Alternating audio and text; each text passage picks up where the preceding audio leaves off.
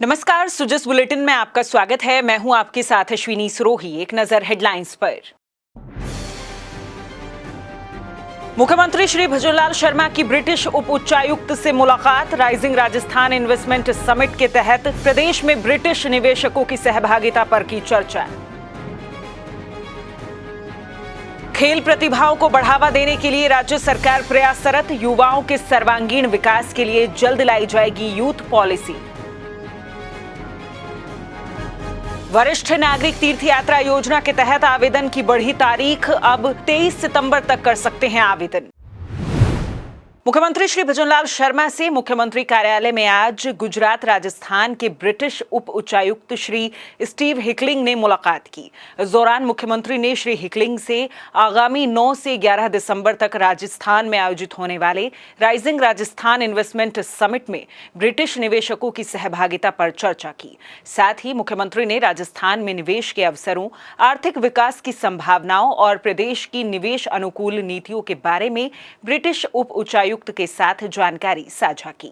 श्री हिकलिंग ने मुख्यमंत्री को सौर ऊर्जा क्षमता में राजस्थान को देश भर में प्रथम स्थान प्राप्त करने पर बधाई भी दी। इस दौरान मुख्यमंत्री ने ब्रिटिश उप उच्चायुक्त को राइजिंग राजस्थान किट भेंट की। इस अवसर पर अतिरिक्त मुख्य सचिव, मुख्यमंत्री कार्यालय श्री शिखर अग्रवाल सहित संबंधित अधिकारी मौजूद रहे। वहीं मुख्यमंत्री से आज मुख्यमंत्री कार्यालय में साउथ वेस्टर्न कमांड के army commander lieutenant Manjinder Singh ने भी शिष्टाचार भेंट की।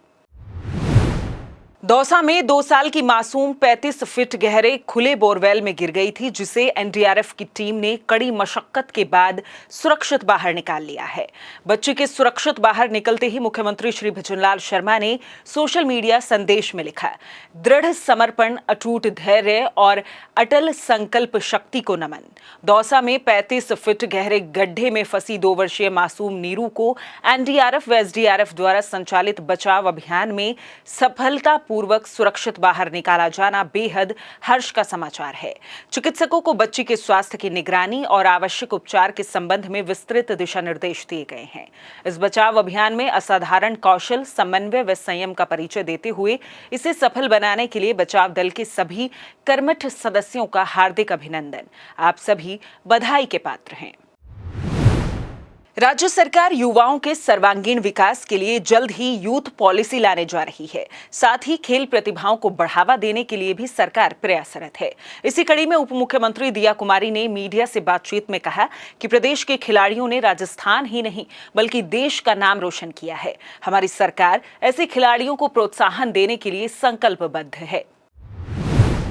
अभी हमारी नई यूथ पॉलिसी भी आने वाली है और बहुत सारे हर जिले में स्पोर्ट्स यूनिवर्सिटी की घोषणा हुई है, कोचिंग सेंटर्स की हुई है, स्टेडियम्स की हुई है, बहुत सारी चीज़ें जो इस बार बजट में घोषणा हुई है। लेकिन मैं सोचती हूँ कि जिस तरह से माननीय प्रधानमंत्री जी और हमारे माननीय मुख्यमंत्री जी भी स्पोर्ट्स के बारे में, स्पोर्ट्स को आगे बढ़ाने के बारे में, हमारे एथलीट्स को ज़्यादा अपॉर्चुनिटीज़ देने के बारे में बात करते हैं, हम लोग उसी दिशा में चलने वाले हैं और जितना भी हो सकेगा उतना प्रोत्साहन देंगे ऐसे खिलाड़ियों को जिन्होंने नाम रोशन किया है राजस्थान का ही नहीं, पूरे भारत का, पूरे विश्व में। कितनी बड़ी बात है, मोना अग्रवाल जी ने इतना कुछ दिया है, इतनी विपरीत परिस्थितियों में भी वो उन्होंने हार नहीं मानी, वो लड़ी और वो आज मेडल जीत के आई है राजस्थान के लिए। बहुत बड़ी बात है, मुझे बहुत गर्व है कि मेरी विधानसभा से मोना जी हैं। गृह राज्य मंत्री श्री जवाहर सिंह बेढ़म ने आज श्री गंगानगर के टाटिया यूनिवर्सिटी में जन सेवा अस्पताल व अन्य संस्थानों का अवलोकन किया। उन्होंने आयुष्मान भारत योजना के लाभार्थियों से बातचीत कर उपचार व अन्य सुविधाओं का फीडबैक भी लिया। उन्होंने कहा कि राज्य सरकार द्वारा प्रदेश को अपराध मुक्त बनाने और सुशासन स्थापित करने के लिए अपराधियों के खिलाफ लगातार कार्रवाई की जा रही है। उन्होंने पेपर लीक प्रकरणों का जिक्र करते हुए कहा कि इस प्रकार के अपराध में सम्मिलित दोषियों के खिलाफ प्रभावी कार्यवाही की जा रही है। हमारी सरकार आने के बाद इस गैंगस्टर यहाँ से इलाका छोड़ करके भागे हैं, ये बताइए सच है कि गलत? सच है ना, यहाँ से पलायन कर रहे हैं। आप ये देखिए कि सुशासन स्थापित होने की ओर चला है।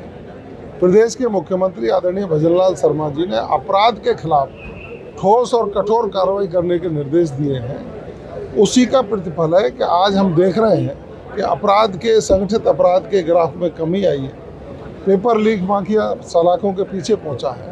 नशे के कारोबार करने वाले लोगों के खिलाफ योजनाबद्ध तरीके से कार्रवाइयाँ की जा रही हैं।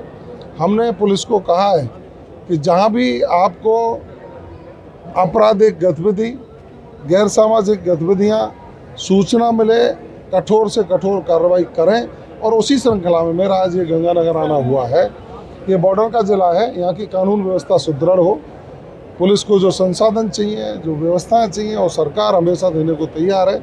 और माननीय मुख्यमंत्री जी का सोच कि अपराध मुक्त राजस्थान हो, उसकी ओर हम आगे बढ़ें।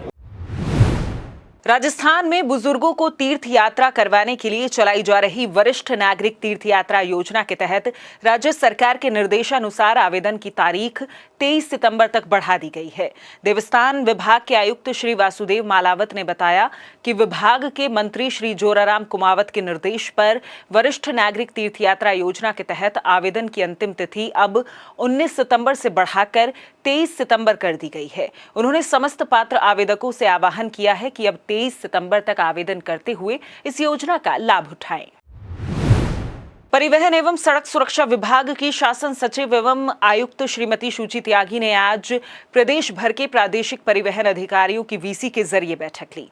बैठक में शासन सचिव ने सभी अधिकारियों को अनुशासित होने के साथ विभागीय पेंडेंसी खत्म कर कामकाज में गति लाने के निर्देश दिए। साथ ही उन्होंने सड़क सुरक्षा नियमों के सख्ती से पालन करने और आमजन को भी जागरूक करने के निर्देश दिए। उन्होंने कहा कि सभी अधिकारी नियमों की पालना से विभाग की छवि सकारात्मक बनाएं।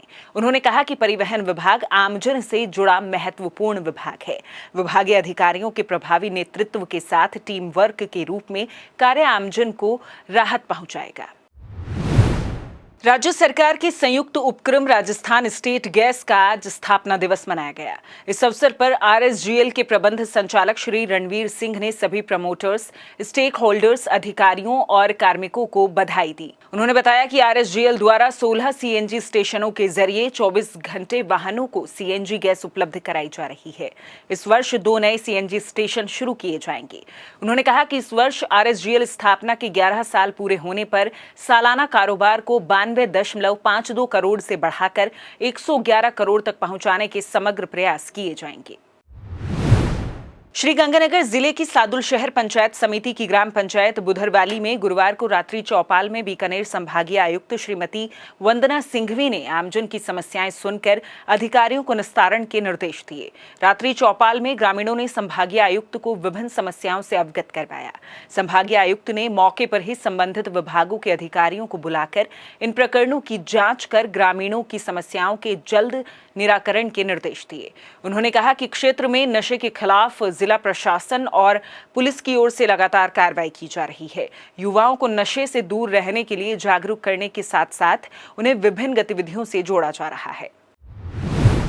तो चलिए अब देखते हैं प्रदेश में आगामी दिनों में कैसा रहेगा मौसम का हाल। नमस्कार, मौसम विज्ञान केंद्र जयपुर आपका स्वागत करता है। राजस्थान के दैनिक मौसम की जानकारी इस प्रकार है। पिछले 24 घंटों में राज्य में कहीं कहीं पर हल्की से मध्यम वर्षा दर्ज की गई। पिछले 24 घंटों में राज्य में सर्वाधिक अधिकतम तापमान 37.4 डिग्री बाड़मेर में तथा सर्वाधिक न्यूनतम तापमान 29.2 डिग्री फलौदी में दर्ज किया गया। आज 8:30 पर दर्ज प्रेक्षण के अनुसार राज्य के अधिकांश भागों में हवा में आर्द्रता की औसत मात्रा 70 से 95% के मध्य दर्ज की गई। 23 सितंबर के आसपास पश्चिमी राजस्थान और कच्छ के कुछ हिस्सों से दक्षिण पश्चिम मानसून की वापसी के लिए परिस्थितियां अनुकूल हो रही हैं। मानसून की तरफ अब बीकानेर से होकर गुजर रही है। दक्षिण पूर्व राजस्थान और उसके आसपास के इलाकों में चक्रवाती परिसंचरण अब उत्तर पूर्व राजस्थान पर बना हुआ है। राज्य में बारिश की गतिविधियों में कमी होने तथा पूर्वी राजस्थान में कहीं मेघगर्जन के साथ हल्की बारिश की गतिविधियां दर्ज होने की संभावना है। पश्चिमी राजस्थान के अधिकांश भागों में 21 सितंबर से मौसम मुख्यतः शुष्क रहने की संभावना है तथा केवल छुटपुट स्थानों पर हल्की बारिश होने की संभावना है। सो जिस बुलेटिन में फिलहाल इतना ही, फिर होगी आपसे मुलाकात। तब तक के लिए नमस्कार।